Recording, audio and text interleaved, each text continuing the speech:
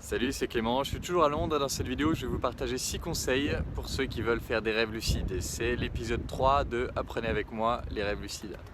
Alors le premier conseil que je voudrais vous donner, c'est penser à faire des tests de réalité, même si vous êtes quasi sûr que vous ne rêvez pas.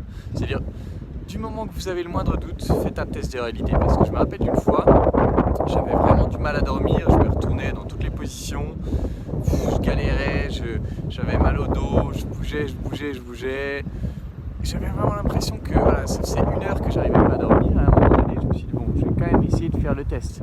Et je sentais l'effort de lever mon bras de la couette, de passer mon bras de la couette pour aller poser sur mon nez et faire mon test de réalité.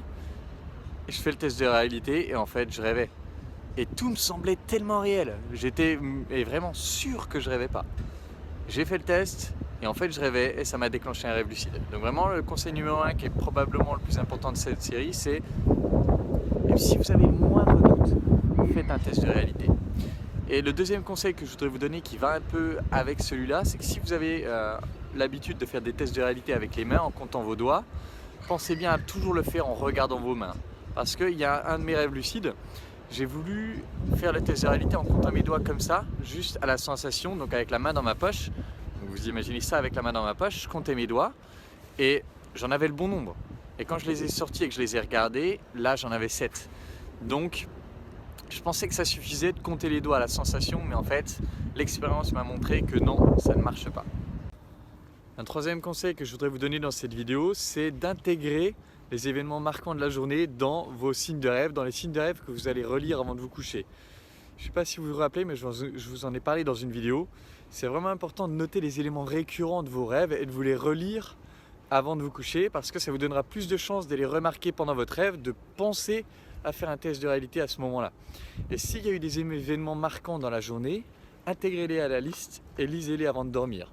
Par exemple, récemment, j'ai eu une discussion avec ma copine au téléphone, elle venait de se disputer avec son beau-père et la nuit suivante, j'ai rêvé que j'étais dans mon lit et que je l'entendais se disputer avec son beau-père dans la pièce d'à côté. Et du coup, j'ai un moment de doute où je me suis dit mais attends, où est-ce que je suis là? Mais je suis pas chez elle pourtant, comment ça se fait? Et là, j'ai capté, j'ai fait un test de réalité et en effet, j'étais en train de rêver et du coup, je suis devenu lucide.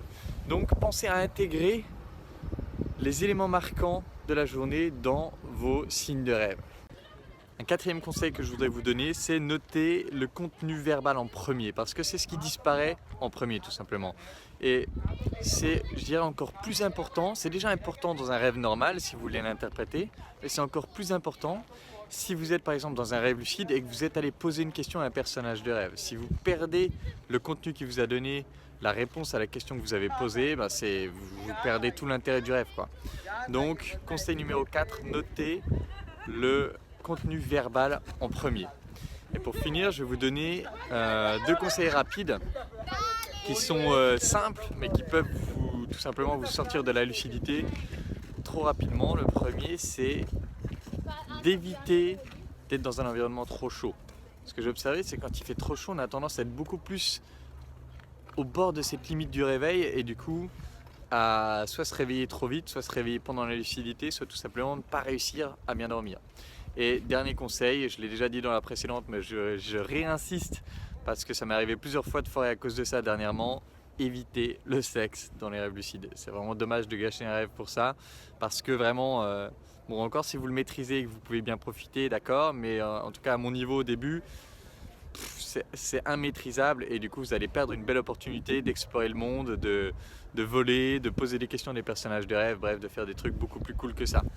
Voilà, c'est tout pour les conseils de la semaine. On termine l'épisode 3 de Apprenez avec moi les rêves lucides. Actuellement, je suis au jour 25 et j'ai déjà fait 6 rêves lucides.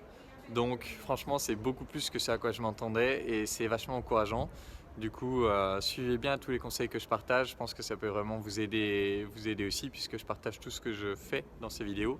Et si vous connaissez quelqu'un qui veut faire des rêves lucides, qui veut travailler tout ça ou même l'interprétation des rêves en général, partagez-lui cette vidéo.